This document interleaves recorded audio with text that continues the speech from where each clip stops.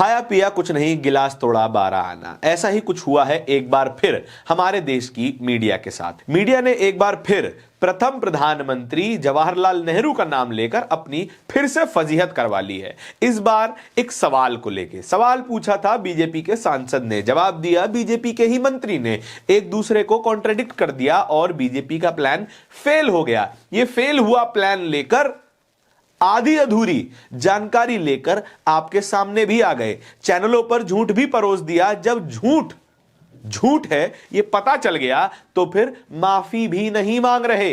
इस तरीके की स्थिति हमारी मीडिया में सालों से बनी हुई है, कोई नई बात नहीं है। एक और एग्जाम्पल आपके सामने हम पेश कर रहे हैं। आपको याद ही होगा तमाम टीवी चैनल्स पर यह खबर चलाई गई थी कि 2008 में सोनिया गांधी ने जवाहरलाल नेहरू से रिलेटेड सारे दस्तावेज, चिट्ठियों को अपने पास रख लिया था और वापस देने से इनकार कर दिया था। अब सरकार वापस मांग रही है तो सोनिया गांधी मना कर रही है। यह खबर चलाई गई थी। और इन दस्तावेजों में क्या क्या शामिल था? नेहरू के द्वारा लॉर्ड माउंटबेटन की पत्नी को लिखे गए खत, नेहरू के द्वारा अलग अलग नेताओं को लिखे गए खत, नेहरू के द्वारा तमाम स्वतंत्रता सेनानियों को लिखे गए खत, और ये तमाम खत सोनिया गांधी ने अपने पास रखवा लिए, जो कि प्रधानमंत्री संग्रहालय में और पुस्तकालय में सुरक्षित रखे हुए थे। ऐसा सोनिया गांधी ने किया। यह खबर चलाई गई, ब्रेकिंग बनाई गई, प्राइम टाइम पे सबसे बड़ी खबर दिखाकर इसको पेश भी किया गया।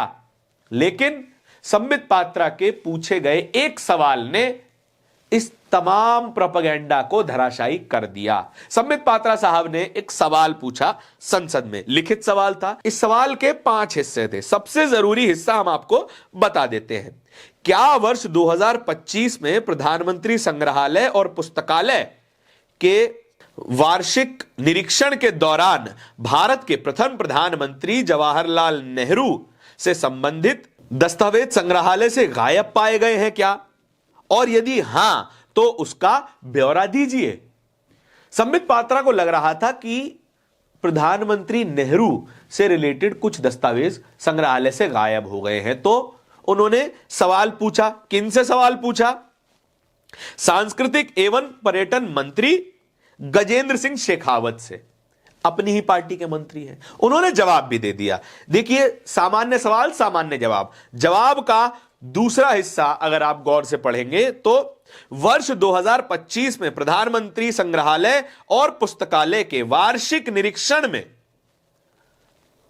पाया गया कि प्रधानमंत्री नेहरू से संबंधित कोई भी दस्तावेज गायब नहीं पाया गया है। वो खबर जो टीवी चैनलों ने चलाई वो सरासर झूठी खबर थी। अब किस किस ने चलाई, हम आपको वो एग्जाम्पल दिखाना चाहते हैं। रणविजय ने ये ट्वीट किया है। रणविजय ने क्या ट्वीट किया आपको पहले पढ़ के सुनाते हैं। आपको याद होगा न्यूज चैनलों ने खबर चलाई थी कि सोनिया गांधी ने पीएम नेहरू से जुड़े दस्तावेज अपने पास रख लिए हैं। ये दस्तावेज 51 डब्बों में पैक होकर प्रधानमंत्री म्यूजियम से ले जाए गए थे। अब मोदी सरकार ने संसद में कहा है कि म्यूजियम से नेहरू जी से जुड़े कोई भी दस्तावेज गायब नहीं है। मतलब न्यूज चैनलों ने बिना तथ्य की जांच किए फर्जी खबर चलाई। न्यूज चैनलों ने ऐसा क्यों किया? क्या अब वो न्यूज चैनल माफी मांगेंगे? उनमें से एक वीडियो आपके सामने है। एंकर महोदया का नाम है चित्रा त्रिपाठी और वो खबर आपको बता रही है। देखिए जरा। चिट्ठियां म्यूजियम से निकलवा कर अपने पास मंगवा लिया था। म्यूजियम ने वही चिट्ठियां वापस मांगी हैं, लेकिन गांधी परिवार की ओर से कोई जवाब सामने नहीं आया। देखा, ये पूरी खबर का एक छोटा सा हिस्सा था जहां पे चित्रा जी कह रहे हैं कि उन नेहरू जी से जुड़े दस्तावेज गायब हैं और सोनिया गांधी के पास है। चलिए एक और उदाहरण आपको दे देते हैं। अब उदाहरण में शामिल हैं हमारे और आपके favourite my dear loving Sushant Sinha ji. Sushant Sinha ji, उनके कारनामे मैं आपको लगातार बताता ही रहता हूं। आप खूब भी भली भांति उनके कारनामों से वाकिफ है।